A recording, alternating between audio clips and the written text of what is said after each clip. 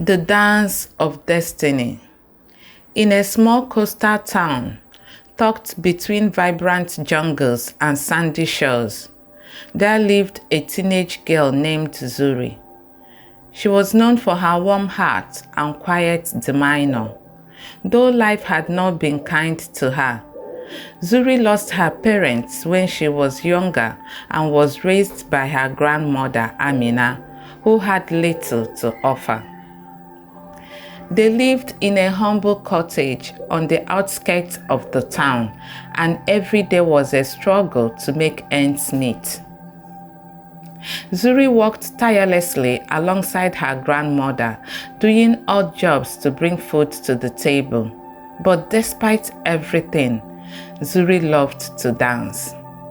Every evening, she would practice on the sandy beaches, dreaming of performing in front of large audiences and making people smile with her movements. Zuri's passion for dancing was well known in the town, though she was often made fun of. The other teens, especially a group led by the popular girl named Kira, would mock her for her simple clothes, her worn-out sandals, and the fact that she could never afford fancy costumes like they could. Kira and her friends were the town's elite group, children of wealthy merchants and town leaders, and they often took pleasure in ridiculing those they saw as beneath them. One afternoon, Zuri sat near the beach, practicing a new dance move she had seen from the older dancers. As she began to spin and twirled, her sandals broke and she fell to the ground with a loud thud. At that moment, Zuri heard the familiar sound of mocking laughter behind her.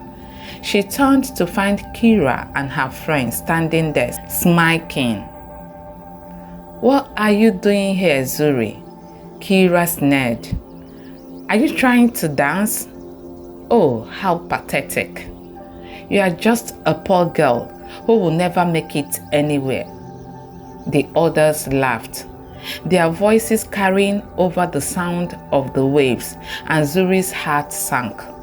She wanted to run away, but she remained silent, her cheeks burning with embarrassment.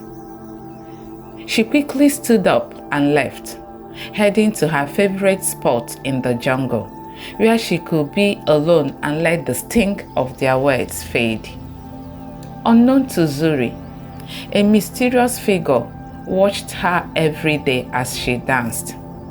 It was an ancient forest spirit, known as the Lady of the Lagoon. She had long lived in the waters of the nearby lagoon.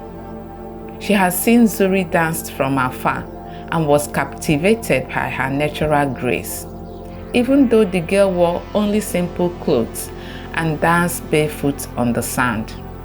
The Lady of the Lagoon had a deep love for dance and beauty and decided that Zuri needed to be gifted with a special power.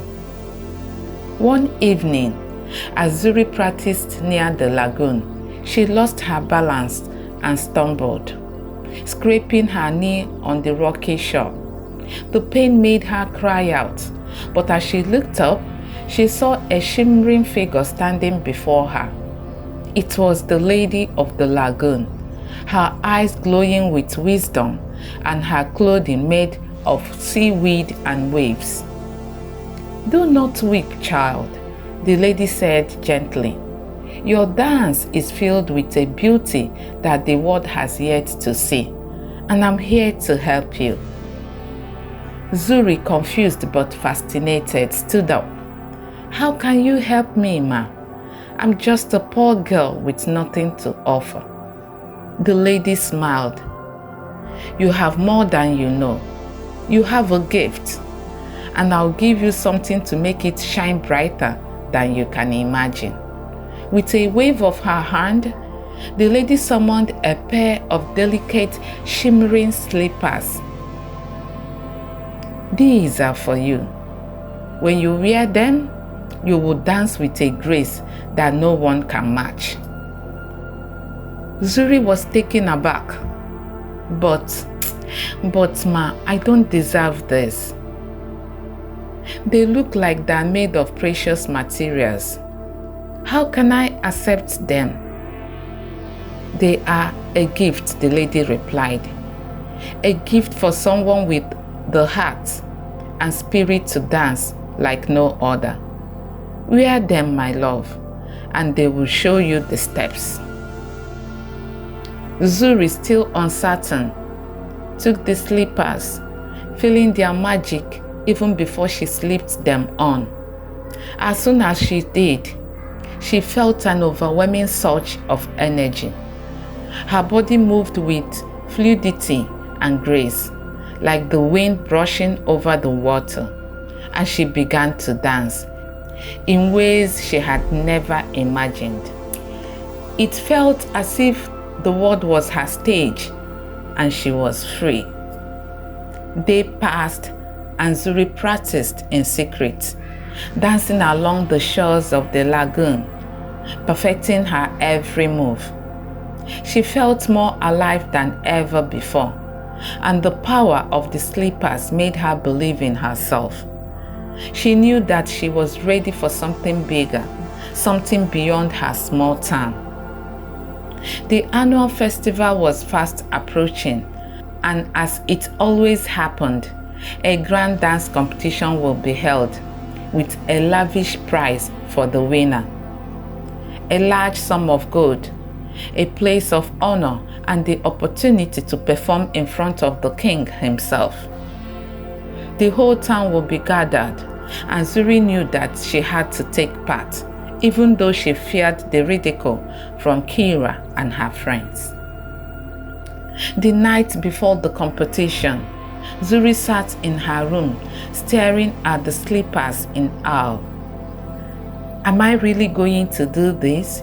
She whispered to herself, but deep down, she knew she couldn't back out now. The morning of the competition arrived, and the town square was bustling with excitement. Zuri arrived quietly, dressed in her simple clothes, clutching the slippers tightly.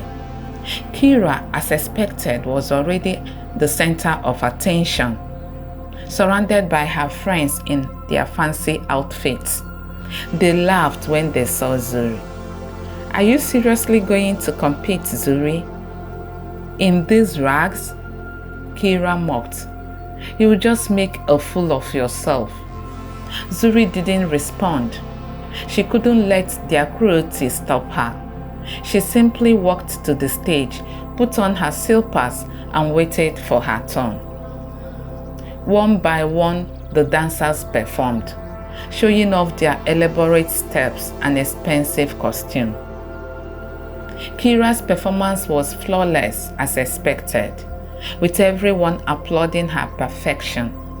But when it was Zuri's turn, the crowd fell silent. They stared at her, her simple dress, her unpolished appearance. The whispers began, and some even snickered. But Zuri didn't let it bother her. She closed her eyes, took a deep breath, and began to dance. As the music began to play, Zuri moved with a fluidity and grace that took everyone by surprise. Her body seemed to float above the ground, every step more breathtaking than the last one. The silver sparkled in the light, and the energy she exuded filled the entire square. The crowd began to cheer, first softly and then with a growing intensity, as Zuri's movement grew bolder and more confident. By the time the music ended, the crowd was on their feet, applauding with admiration. Zuri stood, breathless and overwhelmed, but inside she felt a sense of peace. She had done it. She had shown the world her true talent. The king, who had been watching from his royal seat, stood up and walked to the stage. I've seen many dancers in my time, but none like you, young lady, he said, his voice booming. You have won the competition, and with it, the prize. You have proven that true talent is not measured by wealth or status, but by the heart and soul. Zuri couldn't believe her ears. The king handed her a chest filled with gold coins and jewels, and she felt her heart swell with joy. Her life was about to change in ways she never thought possible. As soon as she left the stage, she spotted Kira and her friends standing off to the side, speechless. Zuri smiled softly to herself. They had underestimated her, but now they know what she was capable of. That night, Zuri returned to the lagoon to thank the lady of the lagoon. "Thank you," she said, her voice filled with gratitude. "You believed in me when no one else did." The lady smiled, her eyes glowing. "You always had the power inside you, Zuri. I simply gave you the chance to believe in yourself." From that day forward, Zuri's life changed.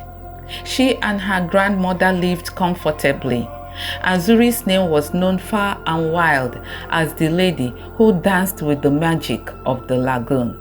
She never forgot the kindness of the lady and the lesson she learned that no matter where you come from, with passion and determination, you can overcome any obstacle and make your dreams a reality. The moral lesson. This story of Zuri is both inspiring and heartwarming.